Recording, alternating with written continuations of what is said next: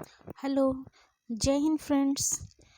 हम भारतीय संविधान पढ़ रहे हैं और भारतीय संविधान के तहत जो है भारत का जो है उच्चतम न्यायालय उसके बारे में पढ़ रहे थे, जिसमें जो है आर्टिकल 135 अर्थात 135 तक जो है हम पढ़ चुके हैं भारत के उच्चतम न्यायालय के बारे में। आज हम पढ़ेंगे अनुच्छेद 136 यानी आर्टिकल जो है 136 के बारे में पढ़ेंगे।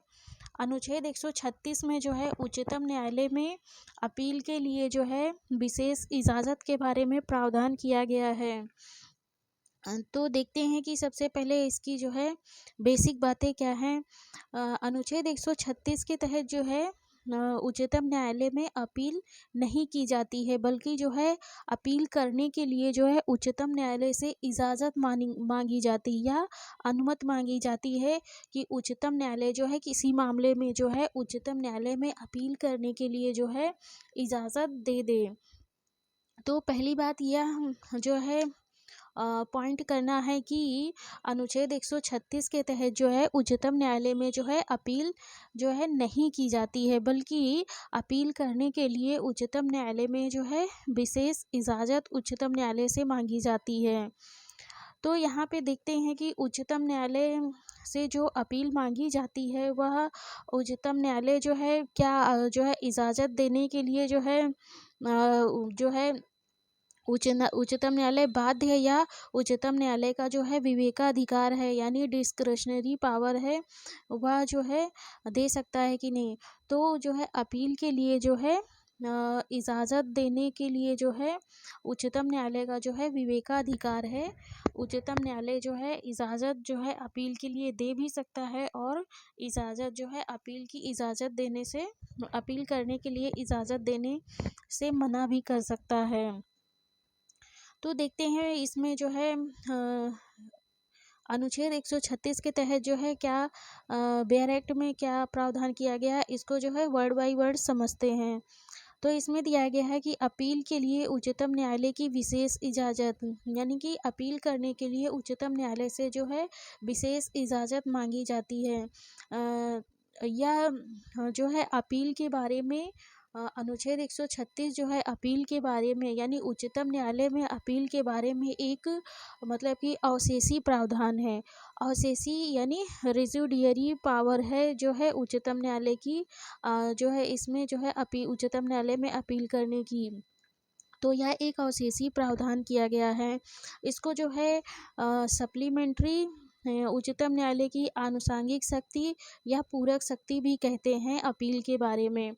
मतलब जो मामले जो है अनुच्छेद 132, 33, 134 के तहत नहीं उच्चतम न्यायालय में अपील के लिए जा सकते हैं, उन सभी मामलों में जो है उच्चतम न्यायालय जो है अपील करने के लिए जो है अनुच्छेद 136 के तहत जो है इजाज़त दे सकता है।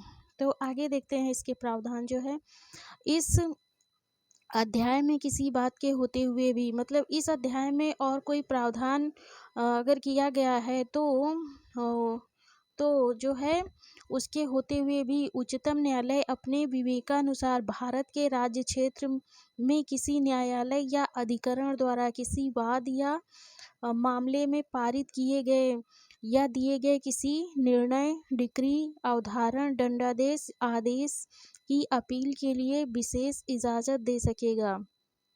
इसमें पहला पॉइंट जो मिलता है कि उच्चतम न्यायालय जो है इजाज़त अपने विवेकानुसार दे भी सकता है, नहीं भी दे सकता है। दूसरा पॉइंट जो इसमें यह मिला कि जो है भारत के राज्य क्षेत्र में किसी भी न्यायालय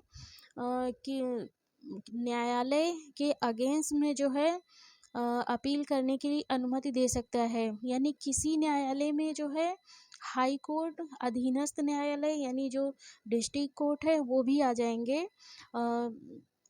यानी जिला जज का न्यायालय भी आ जाएगा इसमें जो है।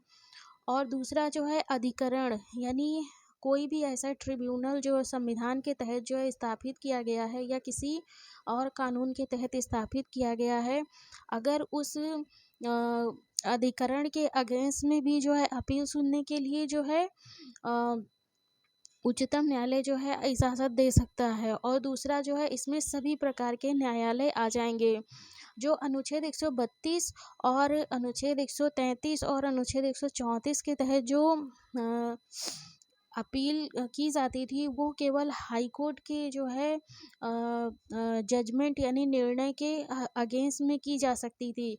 लेकिन अनुच्छेद 136 का जो है दायरा काफ़ी विस्तृत है। इसमें जो है अधीनस्थ न्यायालय, हाई कोर्ट और ट्रिब्यूनल जो है सभी के जो है अंतर्गत सभी मतलब कि निर्णय के विरुद्ध जो है अपील के लिए इजाज़त जो है उच्चतम न्यायालय दे सकता है।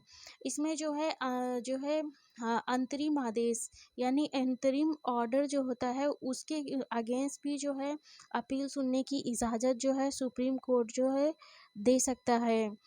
इसका एक अपवाद है यानी एक्सेप्शन है, जिसके तहत जो है उच्चतम न्यायालय में अपील नहीं की जा सकती, या उच्चतम न्यायालय जो है अपील के लिए जो है इजाज़त या अनुमति नहीं दे सकता है। वह है जो है भारत के जो सशस्त्र बल हैं, उसके अधीन यानी उसके अधीन जो सेना न्यायालय के निर्णय के विरुद्ध जो है। इसको देखते हैं।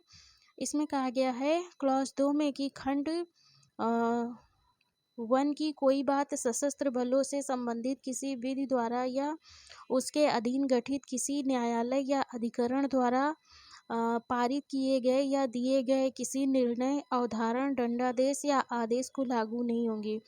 मतलब अगर सशस्त्र बल से संबंधित किसी विधि द्वारा कोई न्यायालय गठित किया गया या कोई ट्रिब्यूनल या अधिकरण गठित किया गया है, उसके अगर वह जो है निर्णय देता है, तो उसके निर्णय के विरुद्ध या कोई पनिशमेंट देता है या दंडादेश देता है या कोई आदेश देता है, तो उसके विरुद्ध जो है अपील के लिए उच्चतम न्यायालय में नहीं जा सकते हैं, या उसके अगेंस्ट जो है उच्चतम न्यायालय में अपील की इजाज़त के लिए अनुच्छेद 136 के तहत जो है नहीं जा सकते हैं।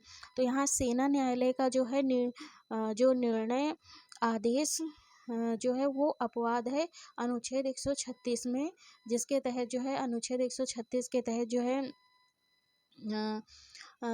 है अपील के लिए नहीं जा सकते हैं। और दूसरी चीज़ देखते हैं कि जैसे कि उच्चतम न्यायालय जो है यानी भारत का जो सुप्रीम कोर्ट है, वह जो है लोगों के फंडामेंटल राइट या मूल अधिकारों का जो है रक्षक माना जाता है, या मूल अधिकारों की रक्षा करता है, और संविधान की भी रक्षा करता है।